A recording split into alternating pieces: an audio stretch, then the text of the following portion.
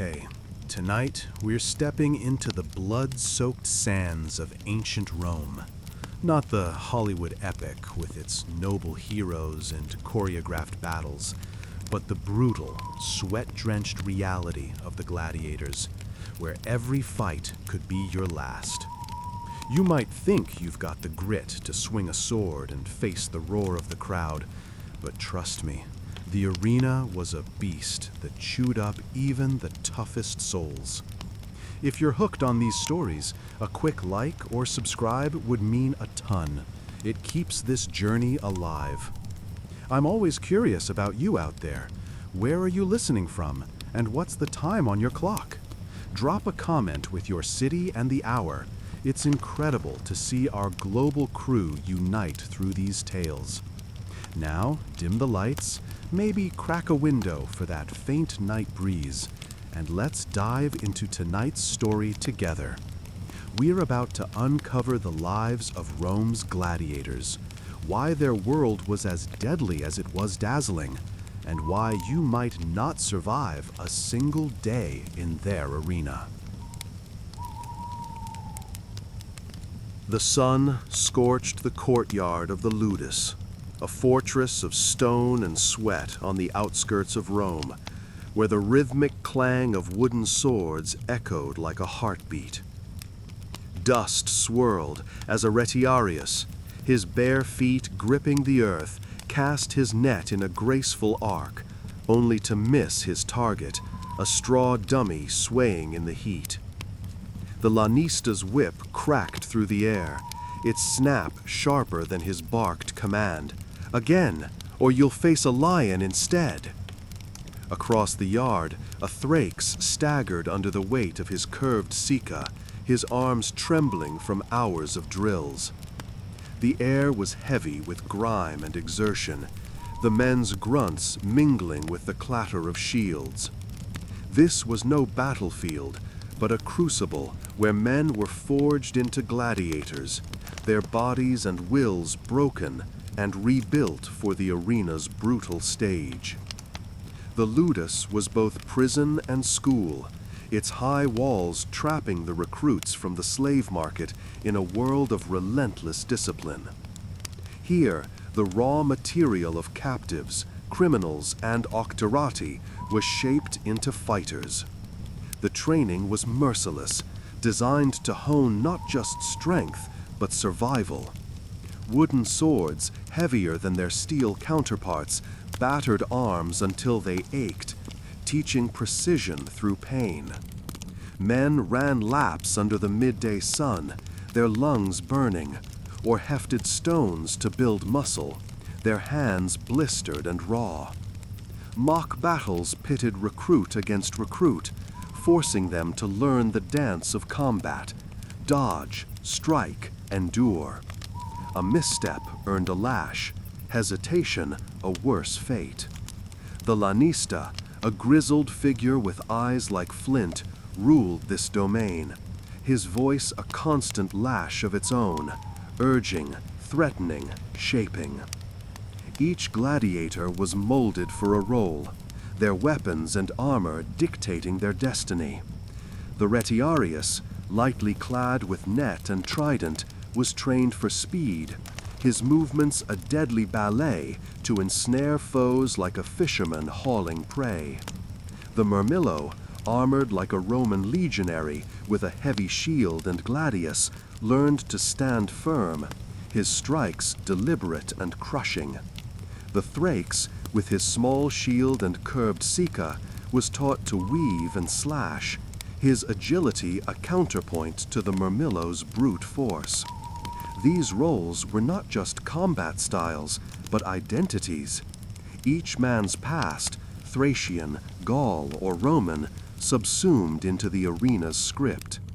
A Numidian might become a retiarius, his desert swiftness repurposed. A disgraced soldier, a murmillo, his training twisted for spectacle. The Ludus stripped them of their origins, replacing homeland with weapon, freedom with role. The lanista was the architect of this transformation, a man both feared and revered. His trade was profit, his currency blood. He invested in his recruits, feeding them, training them, knowing a skilled gladiator could fill his purse with sesterces from victories, while a failure meant loss. His rule was ironclad. Defiance was met with the whip, cowardice with worse. Yet he also knew the value of morale, allowing rare moments of respite, a shared jest, an extra ration, to keep his men from breaking entirely. His presence loomed over the ludus, a shadow cast by Rome's hunger for spectacle. His wealth tied to the men he drove to fight, and often to die. Life in the ludus was sustained by a regimen as unyielding as the training. The gladiator's diet was no feast, but a calculated fuel. Barley porridge, thick and gritty, packed their frames with bulk, while bone broth and occasional meat strengthened sinew. Watered wine dulled aches but never spirits, for drunkenness invited punishment. Their barracks were Spartan, straw pallets lining stone cells, the air damp with sweat and fear. Sleep was fitful, broken by the groans of the injured or the distant roars of beasts caged for the games. Yet within this hardship, flickers of camaraderie emerged. A Thracian might teach a Gaul to grip his Sika better. A criminal might share a scrap of bread with a starving Octoratus. These bonds were fragile, for the arena might pit friend against friend, but they were a quiet rebellion against the ludus's dehumanizing grind. To call gladiatorial combat a profession was to oversimplify its weight. For most, it was a destiny thrust upon them, their freedom traded for a sword and a chance to survive another day. The Octorati, those who chose this path, were no less bound, their contracts a voluntary cage. In Rome's eyes, all gladiators were infamia, outcasts stripped of honor, their status akin to actors or prostitutes, barred from the respect of citizens.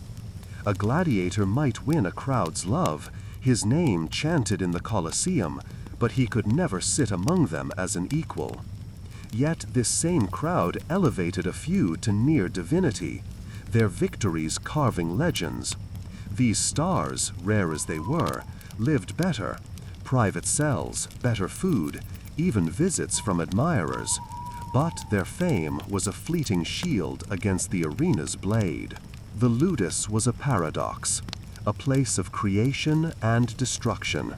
It built warriors but broke men, offering a stage for glory while chaining its players. The recruits, once farmers, soldiers, or thieves, were now gladiators, their pasts erased by the sand they would soon stain. As the sun sank over the courtyard, casting long shadows across the weary men, a retiarius practiced his net one last time, his movements sharper now, driven by fear and resolve. The lanista watched, nodding slightly, his mind already on the arena's gate. As dusk settled, the gladiators were led to their cells, the courtyard's dust settling in their wake. The ludus gates clanged shut, locking them in until dawn's next trial. Beyond the walls, Rome's amphitheaters loomed, their sands waiting to test the skills forged here. The men knew their training was but a prelude to a greater crucible, where blood, not dust, would mark their steps. The sun blazed over Rome's Via Sacra, its rays glinting off the chains that bound a Thracian warrior's wrists.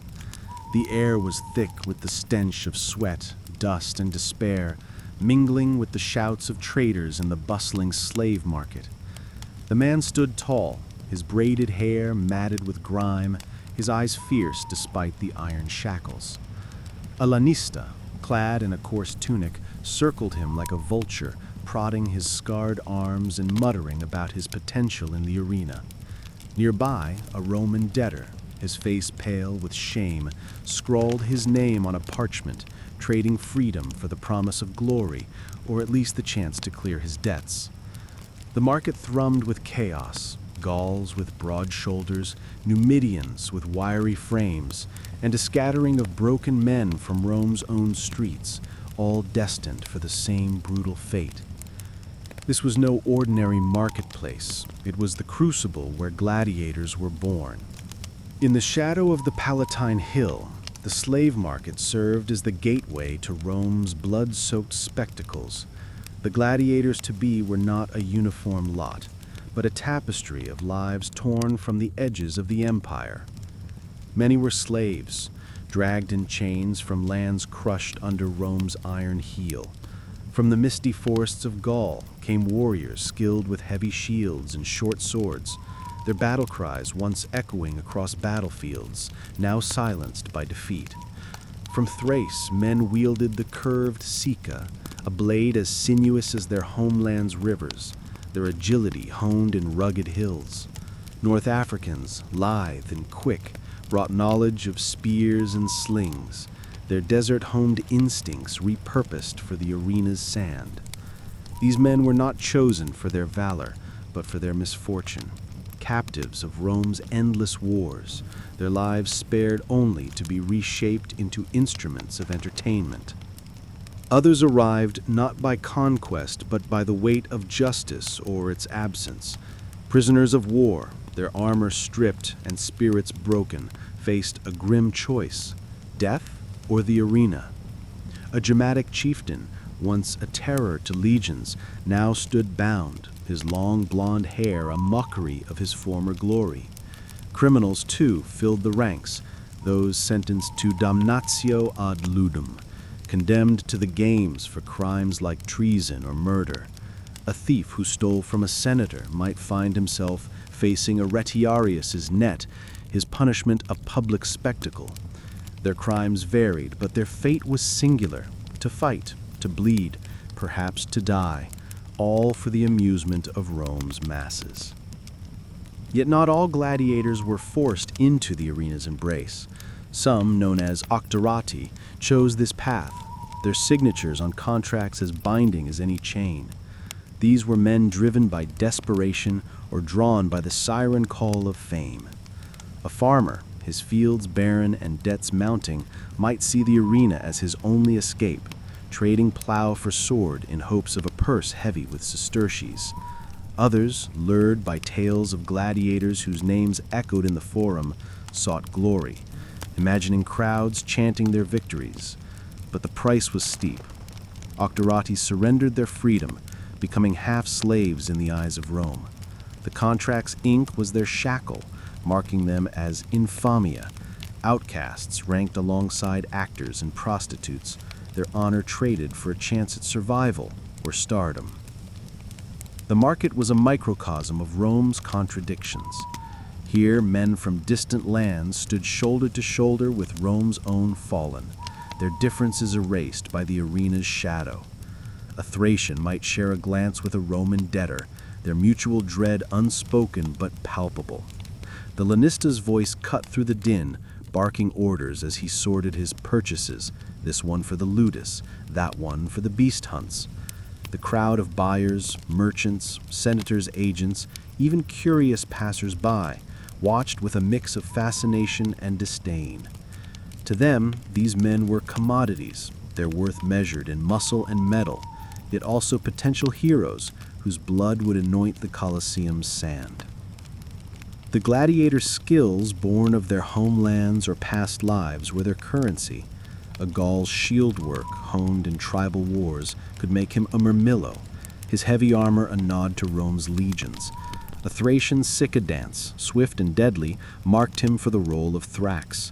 Even criminals, some former soldiers, brought training that the Lanista could mold into spectacle. Yet these skills came with a cost. The arena demanded not just prowess, but performance, a theatrical flair to thrill the crowd. A gladiator was not merely a fighter, but a storyteller, his blade weaving tales of courage or tragedy for Rome's insatiable audience. This paradox defined the gladiators' place in Rome. They were despised, their infamy a stain that barred them from respectability. A senator might cheer a Retiarius's daring lunge, yet never dine with him. A merchant's wife might whisper of a gladiator's rugged charm, but shun him in the street. But when they stepped onto the arena's sand, they became gods for a moment, their victories etched in the hearts of the mob. The slave market, with its clinking chains and desperate bargains, was the first act in their story, a story that began in captivity, but could end in fleeting glory or eternal silence. As the sun dipped below Rome's skyline, the lanista led his new recruits away, their chains rattling in rhythm with their steps. The Via Sacra faded behind them, replaced by the looming walls of the ludus, where their transformation would begin. The market's noise dimmed, but the weight of their new lives pressed heavier. They were no longer just men. They were gladiators, bound for a world of iron and blood, where survival demanded more than skill. It demanded surrender to a brutal destiny. The Colosseum sand burned under the midday sun. Its grains stained a rusty red from battles past. A gladiator stepped through the gate, his sandals sinking slightly, his heart thundering louder than the crowd's roar. 50,000 voices shook the air, a tidal wave of cheers and jeers, their hunger for blood as palpable as the heat. His murmillo armor, helmet crested with a fish, shield heavy as stone, glinted in the light. But it offered little comfort as a low growl rumbled from a shadowed tunnel. A lion, its mane matted with dust, paced in its cage, eyes locked on the man who would face it. The gladiator tightened his grip on his gladius, the blade's edge a cold promise of survival or slaughter. This was the arena, where men danced with death, and every step could be their last. The gladiator's world was one of peril, where the ludus's grueling drills met their ultimate test. Not every fight ended in death. Many were choreographed displays of skill, the crowd savoring the clash of steel over a corpse, but the risk was ever present. A duel between a Retiarius and a Threx might thrill with its ballet of net and Sika, yet a single misstep could mean a blade through flesh. The Retiarius's speed, darting to ensnare his foe, was no shield against the Thrax's slashing strikes, each blow a gamble of life. These one-on-one bouts, the arena's heart, demanded precision honed in the ludus, but luck often tipped the scales. A stumble on uneven sand, a shield too slow to rise, and a gladiator's story could end in a spray of crimson. More harrowing were the Gregateme, mass battles where dozens clashed in chaotic melees. These spectacles, sometimes staged as mock wars, saw gladiators grouped as Gauls or Thracians, their roles scripted but their fates unwritten. Swords rang, shields splintered, and the sand grew slick with blood as men fell, their cries drowned by the crowd's frenzy. A murmillo might stand back to back with a comrade, only to see him cut down, the battle's tide turning in moments. These fights, rare but lavish, could claim scores in hours, their scale a testament to Rome's appetite for carnage. Most terrifying were the venetanes, hunts pitting gladiators against beasts. Lions, tigers, bears, even elephants were loosed into the arena, their roars chilling even the stoutest hearts. A venator, armed with spear or bow, faced creatures driven mad by hunger or prods, their claws and fangs far less forgiving than any blade. The crowd gasped as a leopard leapt, its jaws snapping inches from a gladiator's throat, or cheered as a spear found a bear's heart. These bouts were less about skill than survival, the gladiators training a frail bulwark against nature's wrath. A misaimed thrust, a cage opened too soon, and the sand drank deeply. Life beyond the arena was no reprieve. The ludus was a prison of stone and routine, its barracks a warren of damp cells, where gladiators slept on straw, their bodies aching from training or wounds. The air carried the sour tang of sweat and liniment, the walls scarred by years of despair. Their diet, designed for strength, was a monotonous grind. Barley porridge, thick and tasteless, laced with bone ash for calcium. Occasional scraps of meat or watered wine, their only luxury. This fuel built muscle but dulled spirits, a reminder of their servitude. The Lanista's rule was unyielding, his spies among the men reporting whispers of defiance. A gladiator caught slacking might face the whip, one plotting escape, the cross. The ludus was a machine, its gears grinding men into fighters, their freedom a distant memory. Yet within this hardship, glimmers of humanity persisted. Gladiators bound each other's wounds, sharing salves bartered from guards.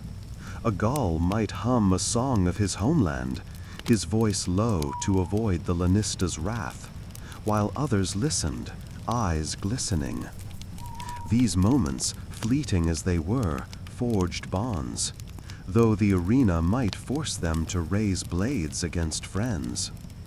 The ludus's cruelty could not fully erase their need for connection, a quiet defiance against their dehumanization. For the rare few who rose to fame, life softened, if only slightly. A gladiator whose victories piled high might earn a private cell, its walls free of damp, or a meal with fresh bread and meat. Crowds chanted their names, graffiti scrawled their feats on Rome's walls, and some received visits from admirers, merchants' wives or thrill-seeking youth, slipping coins for a moment's talk. These stars, like prized stallions, were the Lanista's pride, their triumphs lining his purse. Yet even they remained captives, their fame a gilded chain, their next fight always looming. The arena's shadow defined their existence. Each gladiator knew the sand could claim him, his blood a fleeting thrill for Rome's masses. A Retiarius might dream of freedom, a Thrax of home, but survival demanded focus. They sharpened blades, mended armor, and steeled hearts, their lives a cycle of training, fighting, and waiting. The Colosseum's roar was both their dread and their purpose, a call they could not refuse. As the sun dipped, casting the Colosseum in amber, a Murmillo raised his sword to the crowd, his foe spared by their thumbs up. The cheers washed over him, a fleeting balm for his wounds. He limped from the sand, blood trickling beneath his armor, knowing tomorrow might bring another fight. Beyond the arena, Rome pulsed with life, its citizens already buzzing about the next spectacle. The gladiator's triumph, like his pain, was but a spark in the empire's endless fire. The flicker of oil lamps cast a warm glow over the crowded tavern, tucked in a narrow alley off Rome's Aventine Hill. The air buzzed with raucous laughter and the clink of clay cups heavy with cheap wine. A grizzled merchant, his tunic stained with grape juice, slammed his fist on a wooden table, insisting his favorite Retiarius could outmatch any Murmillo. Across the room, a young boy, clutching a crudely carved figurine of a gladiator, mimicked a sword thrust, his eyes wide with awe. A woman selling bread nearby rolled her eyes but couldn't hide her smirk as she overheard bets on the next munus. The tavern was a microcosm of Rome's feverish obsession with the arena, where gladiators were not just fighters, but legends woven into the city's very soul. Their names, shouted over wine and dice, carried the weight of gods for a night. The gladiators were the beating heart of Rome's grand spectacles, the ludi and munera that filled amphitheaters from the Colosseum to provincial arenas. These games were more than entertainment. They were a ritual of power, a stage where Rome flaunted its dominion over man and beast. The Colosseum, its stone tiers packed with senators, merchants, and plebes, became a crucible of Roman identity. When a Thrax parried a Murmillo's blow, the crowd saw not just a duel, but a reenactment of Rome's conquests, Thrace subdued, enemies humbled. When a Venator filled a roaring lion, it was nature itself bowing to the empire's might. The gladiators, whether slaves or auctorati, were unwitting actors in this theater, their blood and sweat a testament to Rome's unyielding strength. The crowd was no mere audience, but a force as vital as the fighters. 50,000 strong, they surged with emotion, their cheers a thunder that could lift a gladiator's spirit, or their jeers a weight to crush it.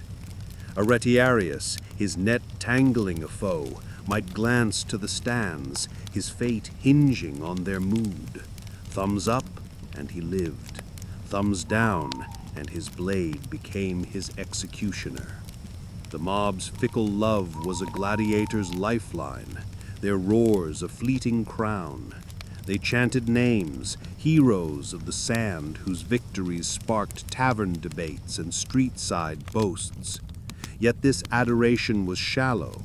The same crowd that hailed a victor might bay for his blood if he faltered, their loyalty as fleeting as the games themselves. In Rome's eyes, gladiators were a paradox, heroes cloaked in shame. Branded infamia, they were outcasts, their status akin to actors or prostitutes, barred from the honors of citizenship. A senator might applaud a Threx's daring lunge, yet never invite him to his villa. A matron might blush at a gladiator's rugged form, yet shun him in the forum. This scorn was rooted in their servitude, their lives owned by lanistae or the state, their freedom a prize few claimed. Yet on the arena's sand they transcended their chains. Their courage forged a mythos that captivated Rome. A gladiator's defiance of death, his blade flashing under the sun, made him a demigod for the moment, his scars a map of valor the crowd could not ignore. This mythos spilled beyond the arena, seeping into Rome's art and imagination. Mosaics in wealthy villas captured gladiators mid-strike, their muscles taut, nets flying, blades gleaming. Potters crafted cups etched with myrmillones, their crested helms a badge of pride for buyers. Poets scribbled verses of gladiatorial valor, their words recited in salons and streets. Children played with clay figurines, reenacting battles with squeals of delight, while merchants hawked trinkets, pendants, lamps, even knives, bearing gladiators' likenesses. The arena's heroes were everywhere, their image a currency of fascination. Graffiti on tavern walls boasted of favorites, crude scrolls declaring a retiarius's prowess or a Thrax's charm, proof of their grip on Rome's heart. Yet this adoration had its shadows. Whispers told of noble women smitten by gladiators, their rugged allure a scandal that fueled gossip. Aretiarius, his net a metaphor for ensnaring hearts, might receive covert letters, their perfume a dangerous lure. These liaisons, real or rumored, were forbidden, the gladiators' infamia clashing with Rome's rigid hierarchy. These tales, half-truths spun in taverns, added to the gladiators' mystique, casting them as both rebels and captives of desire. They were Rome's idols, yet never its equals, their glory a flame that burned bright but could not warm their chains. The gladiators' role was to embody Rome's ideals, courage, discipline, conquest, while reinforcing its order. The arena was a controlled chaos where the empire's enemies, real or symbolic, were defeated again and again. A Thracian gladiator, his sicca flashing, was not just a man, but a reminder of Rome's triumphs over distant lands. The crowd's cheers affirmed this narrative, their unity under the emperor's gaze a bulwark against unrest. Yet the gladiators themselves, bleeding for this spectacle, were its lowest cogs, their lives a sacrifice to Rome's grandeur. As night fell over the tavern, the merchant's voice grew hoarse, his bets on the next munus drowned by laughter. The boy, his figurine now tucked in his tunic, dreamed of the Colosseum's sand. Outside, Rome glittered under the stars, its pulse quickened by tales of the arena. The gladiators, resting in their ludus cells or nursing wounds from the day's fights, were the city's beating heart. Their triumphs and tragedies a currency traded in every corner. But behind the cheers lay the hands that staged these spectacles, the elites whose gold and ambition fueled the games. The marble halls of Senator Gaius Marcellus's villa gleamed under torchlight, their opulence a stark contrast to the blood-soaked sands of the Colosseum. Slaves scurried through the atrium, their sandals whispering against polished floors as they carried wax tablets tallied with sesterces. Gaius, his toga pristine despite the late hour, leaned over a table strewn with parchments, lists of gladiators, exotic beasts, and provisions for an upcoming munus. His steward, a gaunt man with ink-stained fingers, murmured figures: 10,000 for a pair of Numidian lions, 5,000 for a retiarius fresh from the ludus. Gaius's eyes narrowed, calculating not just coin, but favor, the cheers of Rome's masses that could secure his reappointment.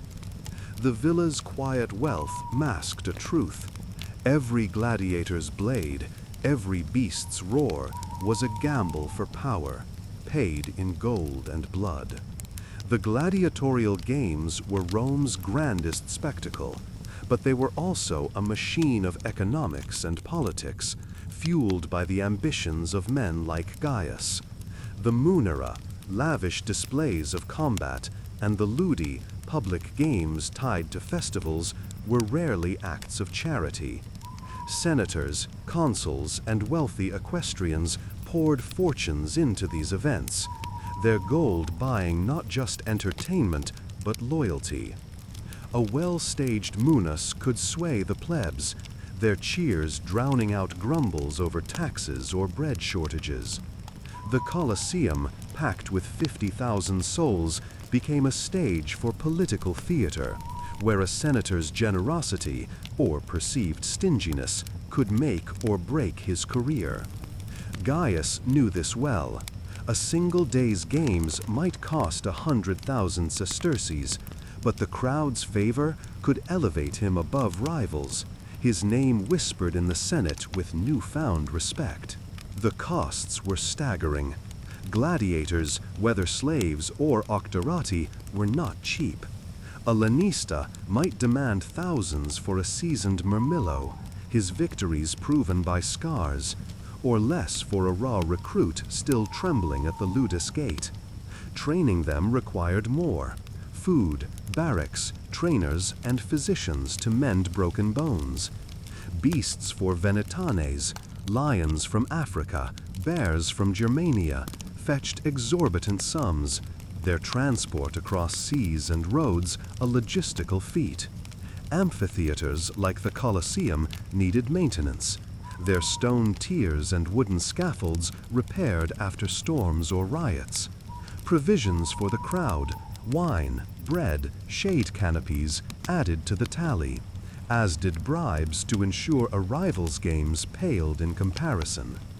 Gaius's tablets recorded every expense, a ledger of ambition where coin was the ink. At the heart of this economy stood the lanista, a figure both reviled and indispensable. Part merchant, part taskmaster, he ran the ludi like a high-stakes enterprise, his wealth tied to the men he trained. Buying a Thracian captive might cost 1,000 sesterces, but months of drills, barley porridge, and discipline could transform him into a threx worth 10 times that. A star gladiator, his name chanted in taverns, brought riches through ticket sales and bets, his victories lining the lanista's purse. Yet the arena's cruelty mirrored its master's risk. A single misstep, a lion's claw, or a retiarius's net could fell a champion, wiping out the lanista's investment in a spray of blood. The lanista walked a tightrope, his ludus a factory of fighters, where profit and loss were measured in lives. Beyond the ludus, the games spawned a shadow economy. Markets buzzed with vendors selling gladiator trinkets, clay figurines, bronze pendants, even knives etched with murmillo crests. Taverns thrived on bets, their tables crowded with men wagering on a threx's next duel or a venator's odds against a tiger. Bookmakers, their ledgers hidden in back rooms, raked in sesterces, their profits soaring with each upset victory or grisly death. Slaves and freedmen found work as beast handlers, armorers, or sand rakers, smoothing the Colosseum's blood-soaked stage between bouts. The games were a web of commerce, their threads stretching from Rome's wealthiest villas to its meanest alleys, every coin tied to the arena's spectacle. Politically, the games were a tool of control. Emperors, like senators, used them to bind the masses to the state. A lavish munus under an emperor's name could quell unrest, the crowd's cheers a shield against rebellion. Provincial governors staged games to prove their loyalty, their arenas echoing Rome's grandeur. The gladiators, bleeding for these displays, were pawns in a larger game, their courage a currency spent to buy stability. Gaius, planning his munus, saw each gladiator as a stepping stone, his generosity a calculated bid to climb Rome's hierarchy. The crowd's love, won by blood, was a senator's true prize, more enduring than gold. Yet this system was not without cracks. A failed munus, poor fighters, escaped beasts, or a stingy display could spark riots, the crowd's adoration turning to rage. A lanista whose gladiators faltered might face ruin, his creditors circling like vultures. Gaius knew the stakes. His villa's splendor rested on the arena's success, his ambition tethered to the men who fought and died for his name. The gladiators, sweating in their ludus cells, were the fuel for this machine, their lives a cost he counted but never mourned. As dawn broke over Rome, Gaius sealed his plans, his munus set to dazzle the Colosseum. Slaves cleared the tablets, their figures etched in his mind, costs, risks, rewards. Outside, the city stirred, its pulse quickened by whispers of the coming games. In the ludus, gladiators sharpened blades, their thoughts not of politics, but of survival.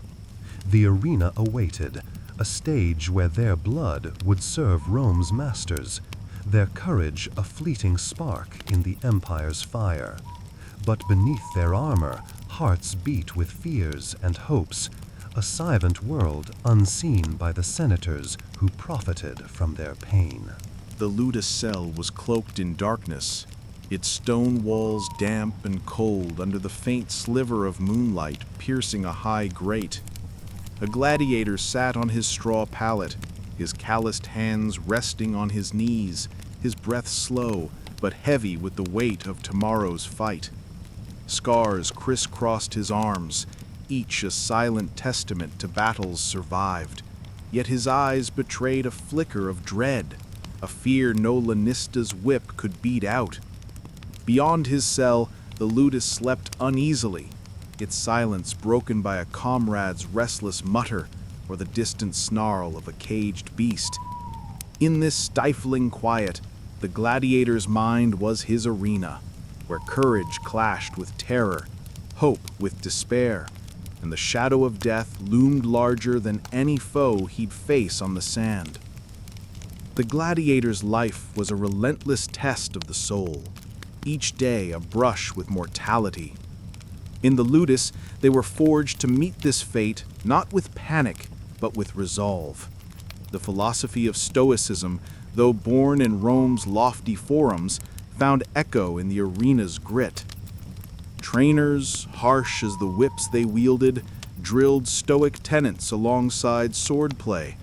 Control what you can, accept what you cannot, face death with dignity. A Mormillo, his shield arm bruised from sparring, might mutter these words to quell the tremor in his chest before a duel. A Retiarius, practicing his net's arc, might cling to them as a shield against the thought of a Thrax's blade. Stoicism was no mere idea, but a lifeline, armoring the mind when steel could not protect the body. Yet fear was a constant shadow, no matter how tightly a gladiator gripped his stoic resolve. The arena demanded they stare into death's eyes, whether a lion's jaws, a Sika's curve, or a crowd's unforgiving thumbs. This bred a storm of contradictions within them. They were warriors, yet slaves, their valor owned by Rome's whims. They were heroes to the mob, yet infamia in the law's eyes, their triumphs tainted by shame. A Thrax might stand tall in the Colosseum, his Sika flashing, but lie awake in his cell, haunted by the faces of foes he'd slain or the family he'd lost. Some buried their dread, their hearts hardened by the ludus's grind, while others wrestled with it openly, whispering prayers to forgotten gods or tracing memories of freer days. The crowd was both balm and blade to the gladiator's spirit. Their roar, shaking the Colosseum's stones, could lift a Retiarius from exhaustion, his net finding new strength as 50,000 voices urged him on. A Murmillo, bloodied but unbowed, might draw courage from their chants, his gladius steadied by their fleeting love. Yet their jeers were a poison, sapping resolve as swiftly as a wound. A faltering Venator, his spear missing a leopard's flank, could feel the crowd's scorn like a physical weight, their thumbs down a sentence sharper than any sword. The mob was judge and jury, their mood as unpredictable as the arena's sand, their approval a drug that kept gladiators fighting and fearing. Finding meaning in this brutal existence was a quiet struggle. For some, the crowd's adoration was enough, their cheers a fleeting taste of glory in a life of chains. A Retiarius might imagine his name scrawled on Rome's walls, a spark of immortality kindled by his net's dance. Others fought for survival, each day one, a defiance of fate. In the ludus's shadows, they shared fragments of hope, stories of home, jests swapped over watery wine, a bandage passed to a wounded friend. A Gaul, once a free warrior, might hum a song of his forests, his voice low to evade the guards, while a criminal, condemned to damnatio ad ludum, sought redemption in each swing of his blade. Yet for many the arena was a void, their fights a cycle of blood and pain with no end but death. Camaraderie, though fragile, offered a flicker of light. In the Ludus's grim cells, gladiators tended each other's wounds, sharing salves or a crust of barley bread. A Thracian might show a Numidian the grip of a Sika, their laughter a brief rebellion against despair. These bonds were brittle, for the arena could pit brother against brother, loyalty shattered by the need to live. Yet they persisted, a quiet testament to their humanity, a refusal to let Rome strip them bare. In these stolen moments, they were not just gladiators, but men, their hearts beating with dreams the lanista could not chain. As dawn's first light crept through the grate, the gladiator rose, his body stiff but his resolve firm. He gripped his sword, its hilt worn smooth by countless drills, and stepped into the Ludus's courtyard, where his comrades stirred for another day of sweat or blood. Beyond the walls, Rome awaited, its Colosseum hungry for their courage. Their fears, though unspoken, were their strength, each step toward the arena a victory over the terror within. Their story, etched in scars and sand, was one of endurance, a legacy that would outlive their chains, carved not just in Rome's stones, but in the art and tales of ages yet to come. The air in the artisan's workshop was thick with the scent of wet clay and chisel's dust, its walls alive with half-finished mosaics that shimmered in the flicker of oil lamps. A master craftsman, his fingers calloused from years of labor, chipped at a tile, carving the tense form of a retiarius, net raised, poised to strike a mamillo. His apprentices, their tunics dusted with pigment, whispered excitedly about a scandal. A senator's wife, they said, had sent a perfumed letter to a gladiator, her words as daring as his trident. The workshop hummed with creative fervor, each stroke of the chisel etching not just stone, but the mythos of the arena into Rome's heart. Here, in this cluttered space, the gladiators' fleeting triumphs were made eternal, their blood and bravery captured in art that would outlast their bones. The gladiators' presence in Rome's culture was inescapable, their image woven into the city's very fabric. Beyond the Colosseum's blood-soaked sand, they lived in the stories told by poets, the wares sold by merchants, and the dreams of children clutching clay figurines. Mosaics adorned the floors of patrician villas, their vibrant tiles depicting Threx and Mamillo locked in combat, their blades frozen mid-swing. These artworks, gleaming in torchlit dining halls, were more than decoration. They were boasts of Rome's might, each gladiator a symbol of the empire's conquest over chaos. Potters in bustling markets crafted cups and lamps etched with gladiators' forms, crested helmets, flashing nets, snarling beasts, sold to citizens eager to hold a piece of the arena's thrill. Even the poorest pleb could afford a crude figurine, its rough edges smoothed by a child's eager hands as they reenacted battles in dusty alleys. Poetry, too, carried the gladiators' legend. Scribes in Rome's forums penned verses praising their valor, their words recited in taverns and salons. A retiarius's daring dodge, a venata's spear piercing a lion's heart, these moments became epic, their heroes demigods in ink. Graffiti scarred the city's walls, crude scrawls proclaiming a Threx's strength or a Mamillo's charm, proof that the arena's stars burned bright in the public's mind. Merchants capitalized on this fever, hawking trinkets, bronze pendants, bone-handled knives, even cloaks dyed to mimic gladiators' garb. The marketplace pulsed with their image, each sale a thread in the tapestry of Rome's obsession, binding highborn and lowborn in shared fascination.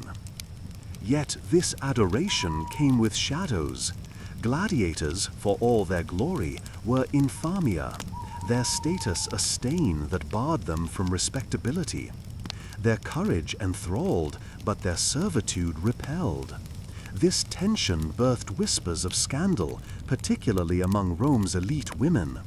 Tales swirled of noble women captivated by the arena's rugged heroes. Their letters slipped to retiari or thraces under cover of night. A retiarius, his net a metaphor for ensnaring hearts, might find a perfumed scrawl among his meager possessions, its words a dangerous promise. Such liaisons, real or rumored, were forbidden, the gladiator's lowliness clashing with Rome's rigid hierarchy.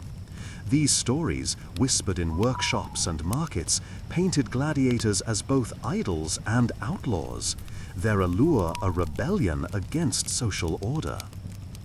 The gladiator's mythos reached its zenith in figures like Spartacus, a Thracian whose name became synonymous with defiance. Though his story was unique, leading a rebellion that shook Rome's foundations, he embodied the gladiator's dual nature, captive and hero. His revolt, born in a ludus like those training his peers, turned the arena's script against its masters. His sword raised not for spectacle, but for freedom. To the masses, Spartacus was a legend, his name whispered in awe or fear, a reminder that the men of the arena could be more than pawns. Yet most gladiators remained bound, their rebellions small, a shared glance in the ludus, a refusal to flinch before a crowd. Their courage, though celebrated, was a captive's courage, their victories owned by Rome.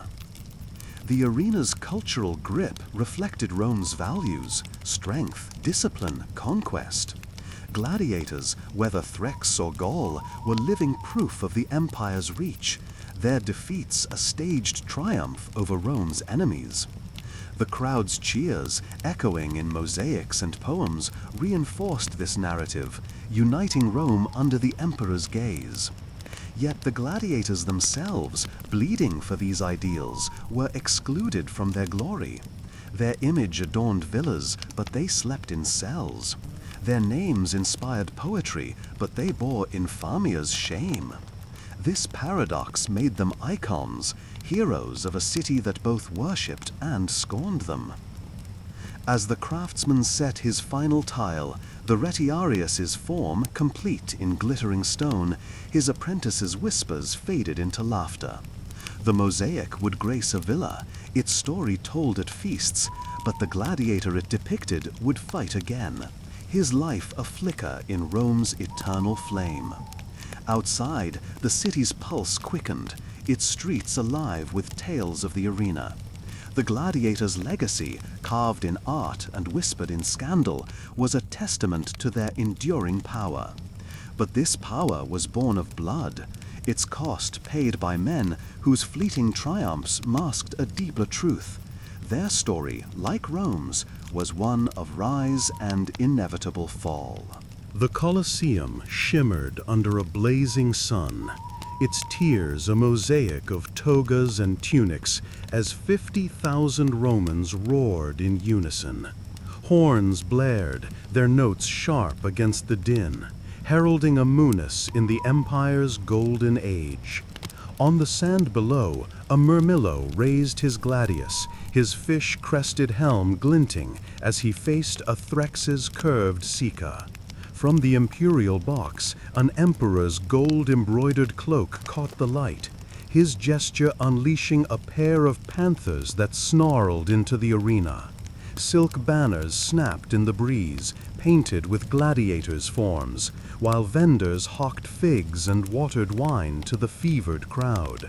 The air pulsed with Rome's pride, each clash of steel a celebration of an empire that seemed eternal. Yet this splendor, radiant as the Colosseum stones, was destined to crumble, its glory fading like blood soaked into sand. The gladiatorial games began in shadow, rooted in Etruscan rituals of the 3rd century BC. In those ancient days, captives fought at funerals, their blood an offering to ease the dead's passage. Rome, with its hunger for spectacle, seized this custom, turning solemn rites into public displays. By the late Republic, munera grew lavish, staged by politicians to curry favor with voters.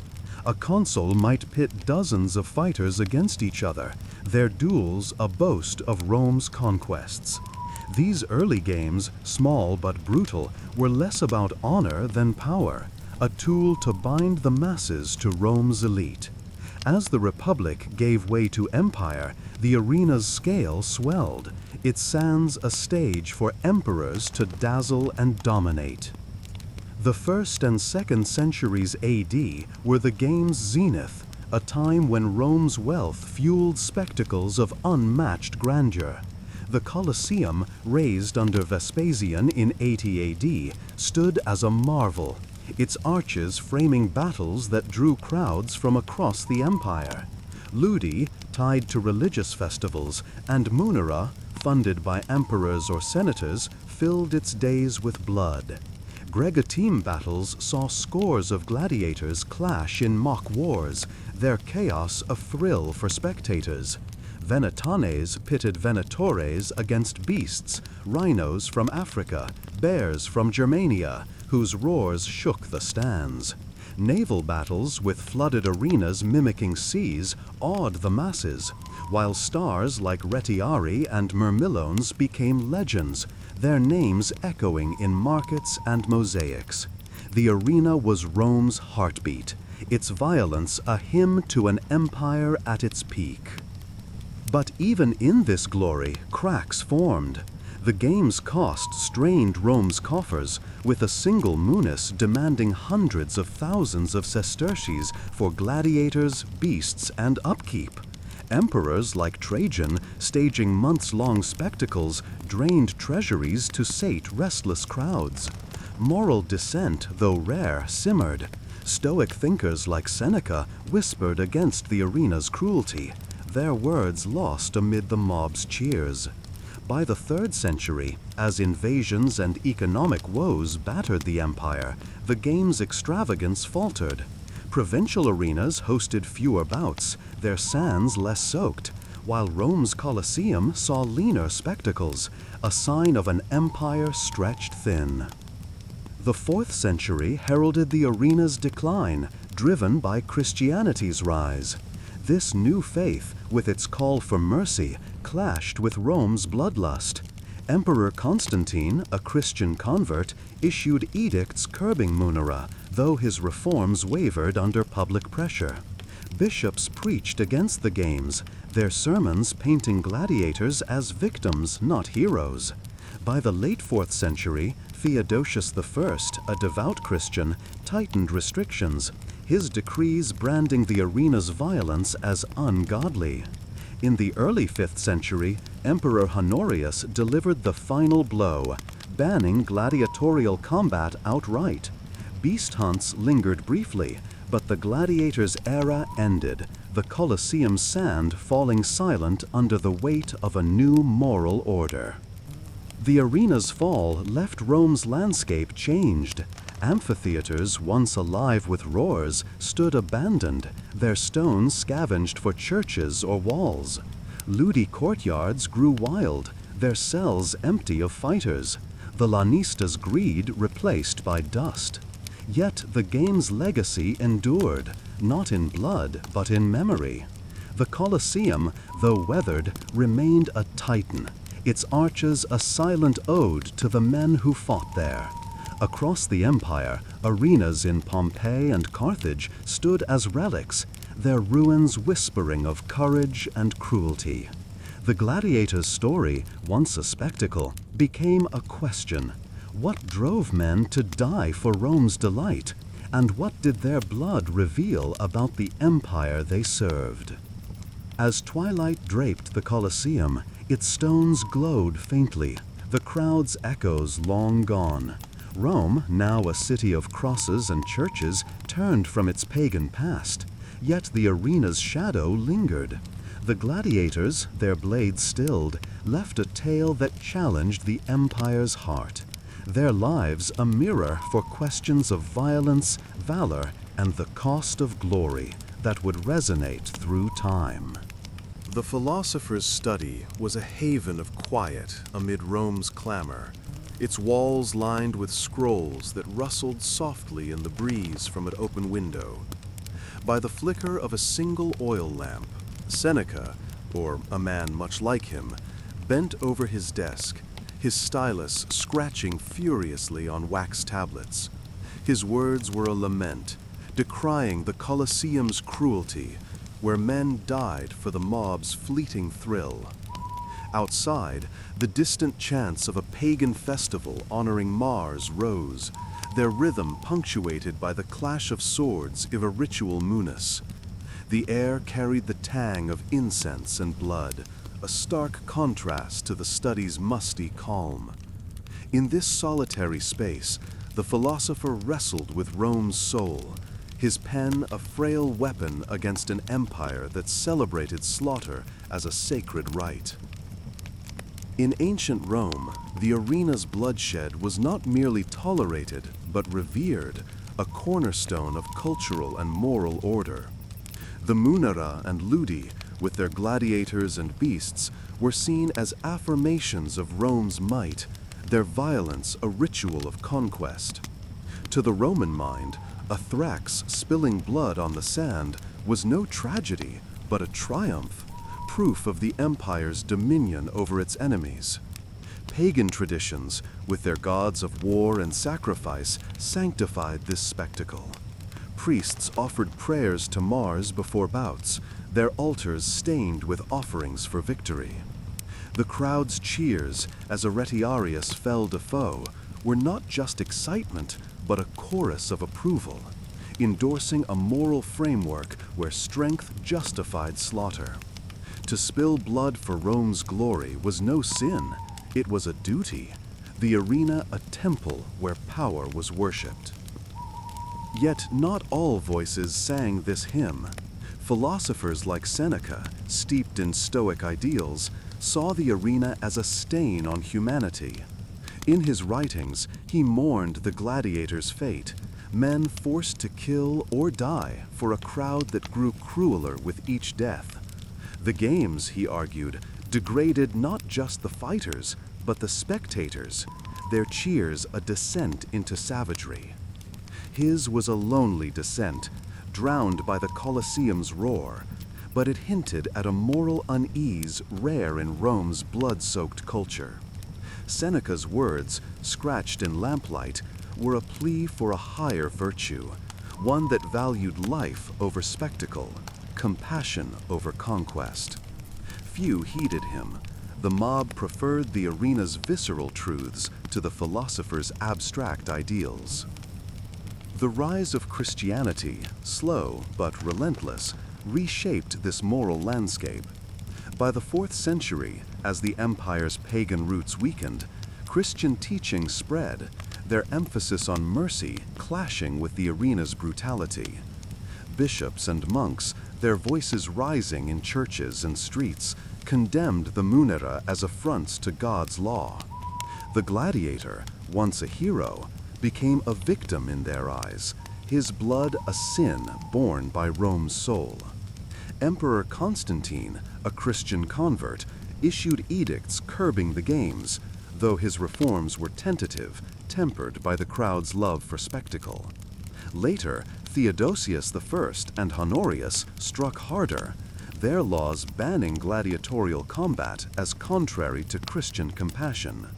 The Colosseum's sand grew quiet, its violence replaced by sermons preaching forgiveness over vengeance. Christianity's triumph was not just political, but moral, recasting the gladiator's sacrifice as tragedy rather than glory. From a modern perspective, the arena's cruelty is stark, its bloodshed a relic of a barbaric past. Today, we see gladiators as victims of a ruthless system, their courage born of necessity, not choice. The ludus's chains, the lanista's whip, the crowd's fickle thumbs, all paint a picture of exploitation, not heroism. Films and books, while romanticizing their valor, underscore their suffering, framing them as men trapped by Rome's hunger for violence. This view, shaped by centuries of ethical evolution, recoils at the idea of death as entertainment. Where Romans saw strength, we see sorrow. Where they saw spectacle, we see savagery. Yet this judgment risks oversimplifying Rome's world, where violence was woven into survival, and the arena's blood was a currency of order and power. The clash of these perspectives, ancient and modern, reveals the arena's complexity. To Romans, the gladiator was a paradox, infamia yet idol, slave yet symbol. Their moral lens, shaped by conquest and pagan rites, saw no contradiction in cheering a Murmillo's death while honoring his courage. Christianity's rise challenged this, its gospel of love eroding the arena's foundations. Today's view, informed by human rights and empathy, condemns the games, but marvels at the gladiator's resilience. Each era's judgment reflects its values, the arena a mirror held to humanity's evolving heart. The gladiator, bleeding for Rome, was both its creation and its critique, his story a question of what it means to be human in a world of violence. As dawn broke over Rome, the philosopher set down his stylus, his tablets filled with words few would read. Outside, the festival's chants faded, the city stirring to a new day. The Colosseum loomed, its arches silent but heavy with history. The gladiator's tale, once etched in blood, now lingered in memory, its meaning debated by pagans, Christians, and generations unborn. Their legacy was not just in stone, but in the questions they left behind, questions of morality, faith, and the cost of glory that echoed far beyond the arena's walls. The Colosseum stood silent under a velvet sky, its weathered arches bathed in the soft glow of modern floodlights. A lone tourist, her scarf fluttering in the evening breeze, traced the rough stone of a crumbling tier, her fingers brushing history's scars. Around her, the hum of Rome faded, car horns, chatter, the clink of espresso cups, replaced by the imagined roar of an ancient crowd. A guide's voice drifted through the dusk, spinning tales of gladiators, a Retiarius's daring net, a Thrax's final stand, a Venator facing a lion's jaws.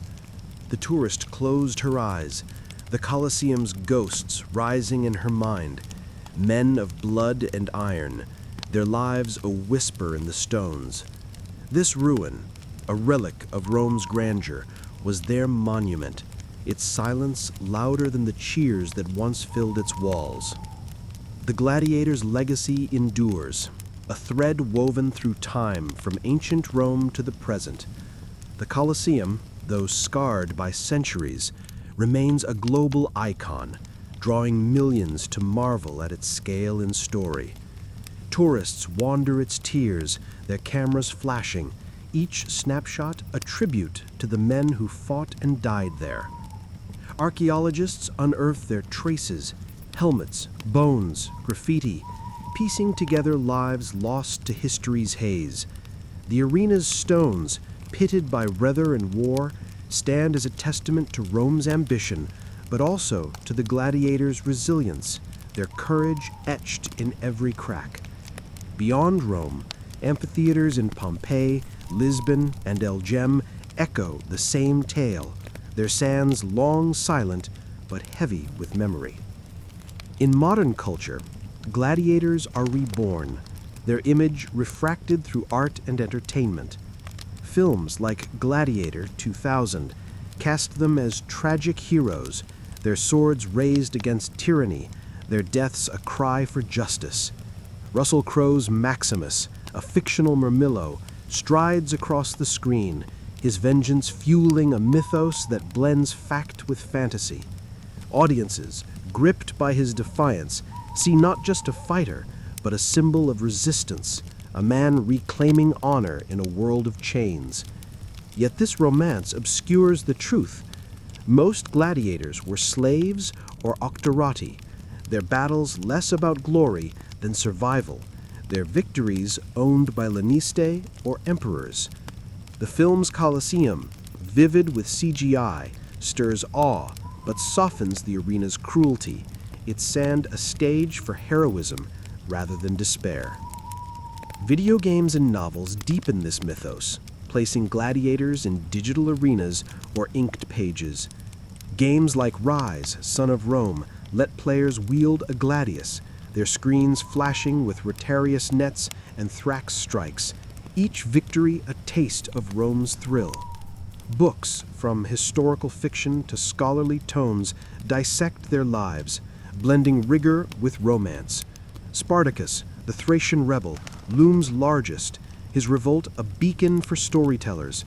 Novels paint him as a freedom fighter, his ludus breakout a spark of hope, though history reminds us his end was brutal, his followers crucified along the Appian Way. These tales, while captivating, often gloss over the gladiators' reality, men trapped by Rome's iron, their courage a necessity, not a choice. This romanticization reflects our fascination with the gladiator's paradox, victim and victor, slave and star.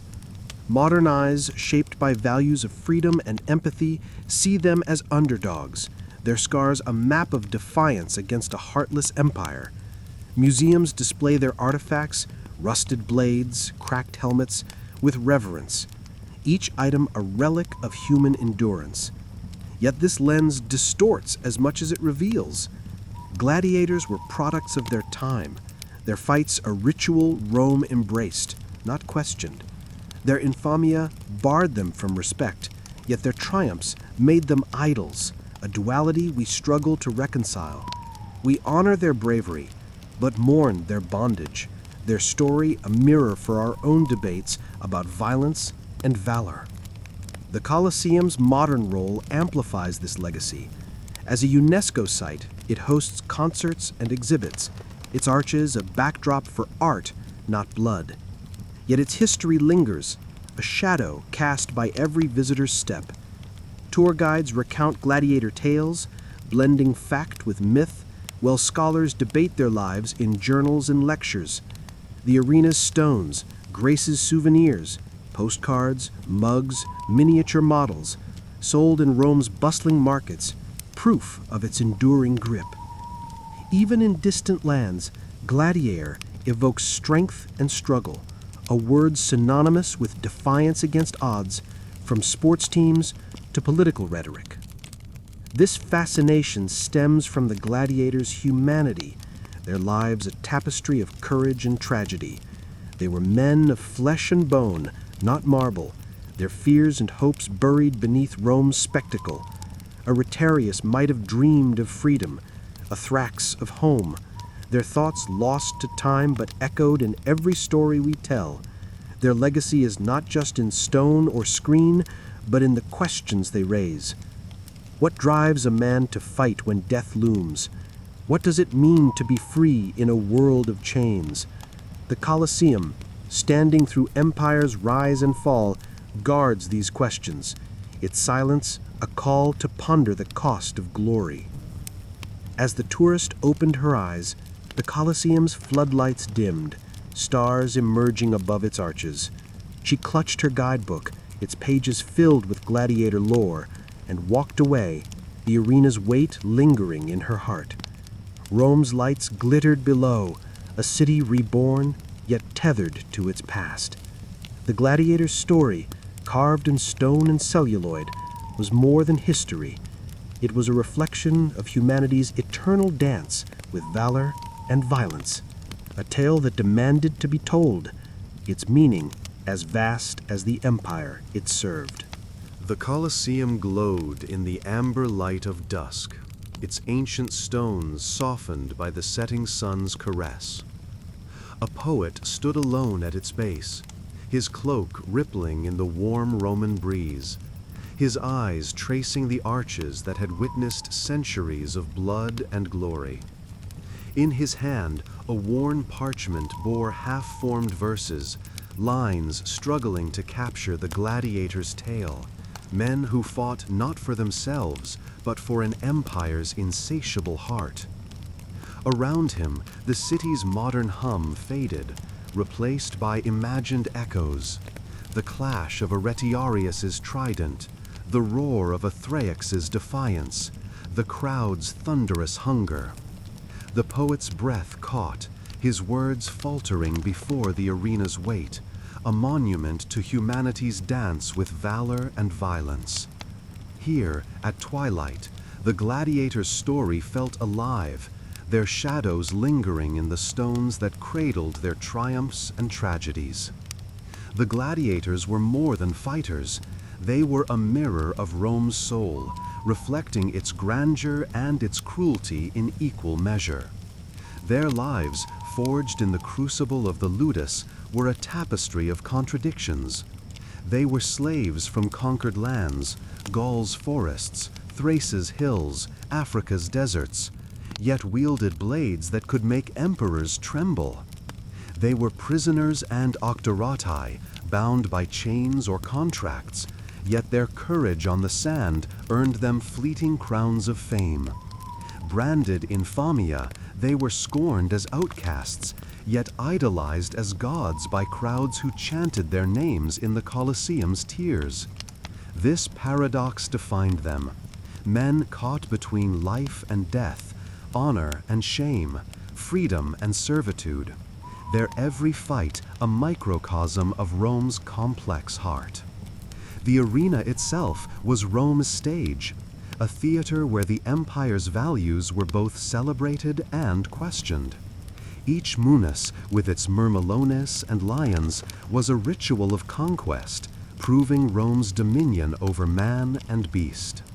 The crowd's cheers as a venator felled a tiger affirmed the empire's might, their unity under the emperor's gaze a bulwark against chaos. Yet the gladiator's blood, soaking the sand, was a silent critique of this order. They fought for senators' ambition, for Laniste's profit, for a mob's thrill, their lives spent to sustain a system that despised them. The Colosseum, with its soaring arches and blood-stained floor, was a monument to Rome's glory, but also to its moral cost, a cost paid by men whose names were rarely remembered. The gladiator's story was one of resilience amid despair. In the ludus, they endured whips and hunger, their bodies sculpted by barley and pain, their minds steeled by stoic whispers to face death unflinching. On the sand, they danced with fate, their blades weaving tales of defiance or defeat. A Retiarius might dream of freedom as his net flew. A Thraex might recall his homeland's rivers as his Sika struck. These fleeting hopes, buried beneath the arena's roar, were their rebellion against a world that owned them. Even in death, their courage lingered, a spark that fueled Rome's myths and later our own. Their legacy transcends time, a testament to the human spirit's complexity. The Colosseum, now a ruin, draws millions to ponder their lives. Its stones a canvas for questions that echo across centuries. Why did they fight, knowing death might claim them? What drove a slave to stand tall before a lion's jaws, or an octoratus to trade freedom for a sword? Their answers lie in the universal struggles they embodied, the fight for dignity in a world of oppression, the search for meaning in a life of pain. Spartacus, with his doomed revolt, became their emblem. But every gladiator, named or nameless, shared his defiance, their scars a map of battles fought within and without. In art and story, their image endures. Mosaics once gleamed in villas, capturing their mid-strike valor. Today, films like Gladiator paint them as tragic heroes, their swords a cry against injustice. Yet these portrayals, vivid as they are, soften the truth. Gladiators were victims of Rome's hunger, their bravery a necessity born of chains. Modern eyes, shaped by compassion, see their suffering where Romans saw spectacle, their humanity where crowds saw sport. This shift reflects our own journey from a world that cheered bloodshed to one that questions its cost. The gladiators, in their paradox, bridge these eras, their story a lens for examining what it means to be brave, to be free, to be human. The arena's lessons are eternal, its gladiators a reminder of humanity's dual nature. They were Rome's creation, their fights a celebration of an empire that ruled by iron and awe.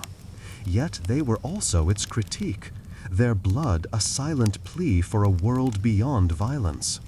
The Colosseum, standing through Rome's fall and the centuries beyond, holds this truth, its arches framing a story of valor forged in tragedy. The gladiator's tale, whispered in stone and song, challenges us to weigh the price of glory, to honor the courage of those who fought not for themselves, but for a world that watched. As the poet folded his parchment, the sun sank below Rome's hills, casting the Colosseum in twilight's embrace. He turned away, his verses unfinished, but his heart full. The gladiator's story a weight he would carry forever. Above, stars pierced the sky, as if guarding the arena's secrets, its silence a final ode to the men who bled for Rome. Their tale, woven through time, was more than history. It was a call to reflect on the delicate balance of courage and cruelty, a legacy that endures as long as we dare to listen.